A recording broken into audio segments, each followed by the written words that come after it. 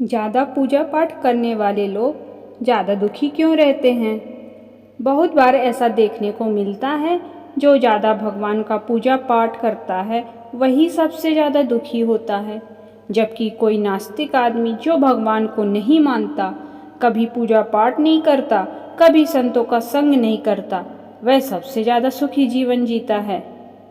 यह सब चीज़ें देखकर कभी कभी तो ऐसा लगता है कि भगवान ही गलत है, भगवान का न्याय ही गलत है।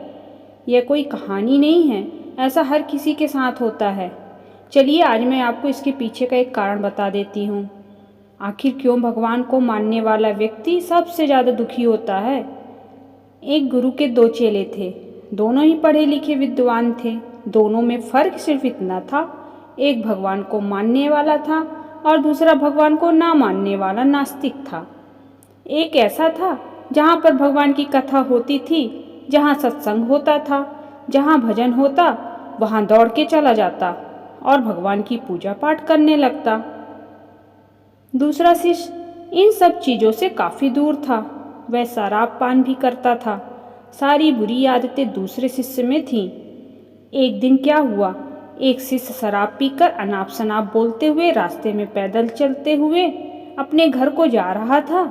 अचानक उसको रास्ते में पैसों से भरा एक बैग मिल जाता है। उसकी खुशी का ठिकाना नहीं। वह जोर जोर से चिल्लाते हुए सबको बताता है, मुझे आज पैसों से भरी बैग की थैली मिल गई, मेरा जीवन सफल हो गया, इन पैसों से अपने जीवन की आवश्यकताओं की पूर्ति करूँगा। वहीं दूसरा मित्र मंदिर से भजन करते हुए अपने घर को जा रहा था।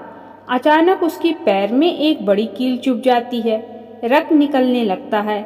ठीक उसी समय दूसरा शिष्य भी वहीं पहुंचता है और हंसते हुए उसको बोलने लगता है, क्यों, तुम ही हो ना जो सबसे ज़्यादा पूजा पाठ करते हो, भगवान का भजन करते हो, क्या दिया तुम्हारे भगवान ने तुम्हें?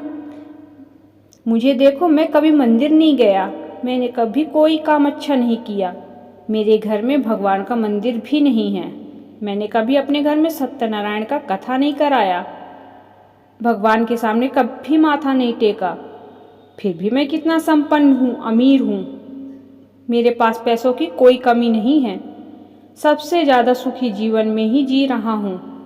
अच्छे शिष्य को उसकी बात चुभने लगी। उसने मन ही मन विचार किया, हाँ, यह तो सच बोल रहा है, मैं कितना पूजा पाठ करता हूँ, मैं कितना भगवान को याद करता हूँ, फिर भी मैं इतना दुखी हूँ।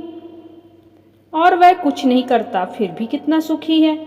इतना सोचते हुए वह अपने गुरु के पास चला जाता है और यही प्रश्न गुरु से करता है।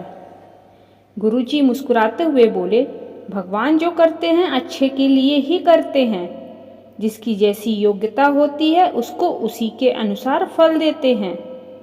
अब तुम्हारे प्रश्नों का उत्तर तुम जानते हो, भगवान ने तुम्हारे पैर में कील क्यों चुभाई और उसको पैसों से भरी हुई बैग क्यों मिली? सुनो, तुमने पिछले जन्म में बहुत पाप किया था, इसलिए तुम्हारी आज मौत होने वाली थी। तुम बच गए क्योंकि तुम मंदिर गए थे, तुमने भगवान की पूजा की थी। यही एक कारण है कि तुम्हारी मौत ना होकर सिर्फ एक कील चुभी। अब तुम्हारे मित्र की बात करते हैं। पूर्व जन्म में वो एक संत महापुरुष था, इसलिए उसकी आज किस्मत बदलने वाली थी।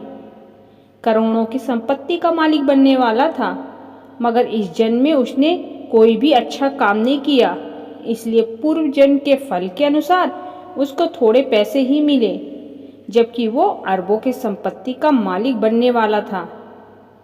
भगवान को दोष देना छोड़ दो, अपने वर्तमान के समय का सदुपयोग करो और भविष्य अपने आप सुधर जाएगा। दोस्तों, कहानी पसंद आए तो लाइक शेयर जरूर करें। धन्यवाद।